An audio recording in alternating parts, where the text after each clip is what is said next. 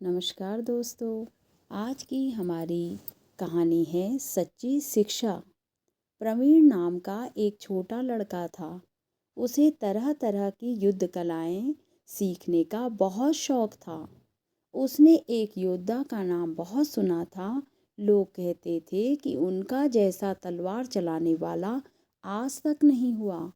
प्रवीण के मन में इच्छा हुई कि उनके पास जाकर तलवार चलाने की शिक्षा ली जाए।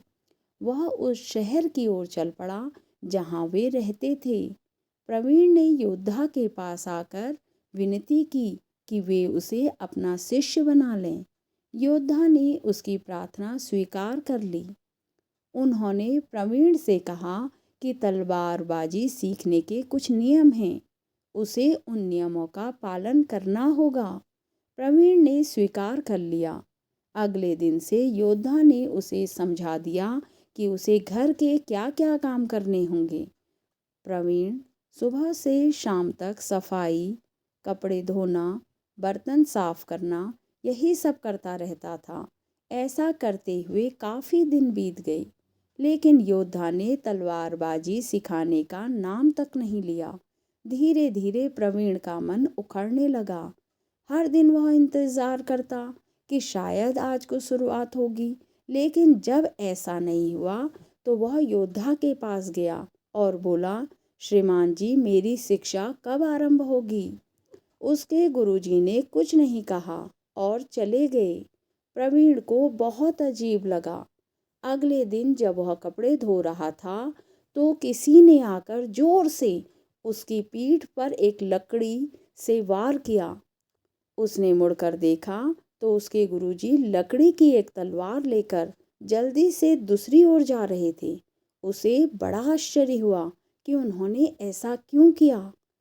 उसके बाद ऐसी घटनाएं अक्सर होने लगी। प्रवीण अब किसी भी प्रहार के लिए तैयार रहने लगा। वह हरदम सतर्क रहने लगा। यहाँ तक कि सोते समय भी वह आसपास का ध्यान रखने लगा। धीरे धीरे उसने अपना बचाव करना सीख लिया।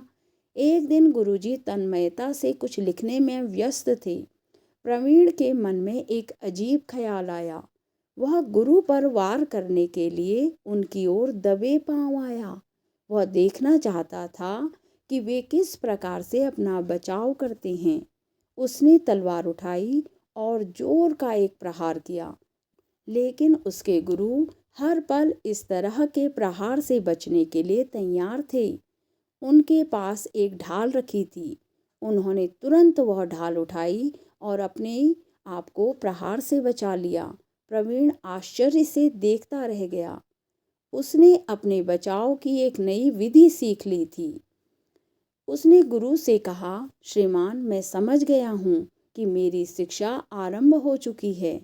योद्धा ने कहा, हाँ पुत्र, अच्छा तलवारबाज होने का मतलब यह नहीं कि आप अपने प्रतिद्वंदी से अच्छा तलवार घुमाएं, बल्कि सबसे ज़्यादा महत्वपूर्ण है आत्मरक्षा, यानी कि किसी भी प्रहार से अपनी रक्षा करना। हमें सामने वाले के विचारों को पढ़ना आना चाहिए। प्रवीण ने काफ़ी दिनों तक मन लगाकर शिक्षा ग्रहण की और तलवारबाजी में प्रवीण होकर अपने देश की रक्षा की। आपको यह कहानी कैसी लगी? कमेंट सेक्शन में मुझे अवश्य बताइएगा। फिर नई कहानी लेकर मैं आपसे मिलती हूँ। तब तक के लिए ओके, बाय बाय।